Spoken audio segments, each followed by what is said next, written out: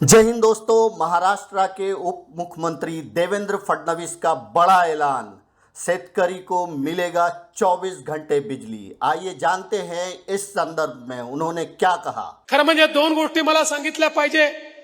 पहिले तर आपल्या सरकारने शेतकऱ्यांकरता महत्त्वाचा निर्णय घेतला।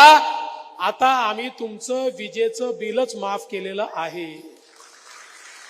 कोणत्याही शेतकऱ्याला विजेचं बिल भरावं लागणार नाही।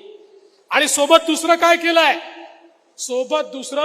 आम्ही सौर कृषी वाहिनीची योजना आणली।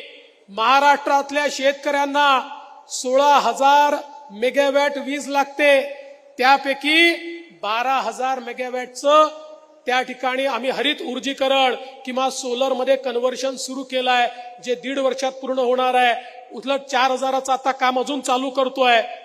2 वर्षानंतर शेतकऱ्यांच्या शेतात जाणारा विजेचा युनिट हा सोलरचा असणार आहे। त्यामुळे शेतकऱ्यांना 365 दिवस दिवसा वीज आम्ही देऊ, त्यांना रात्रीच्या विजेची आवश्यकता पडणार नाही। म्हणजे विजेचं बिलही नाही आणि 24 तास तुम्हाला वीज त्या ठिकाणी देण्याचं काम आपलं महायुतीचं सरकार या ठिकाणी करताय।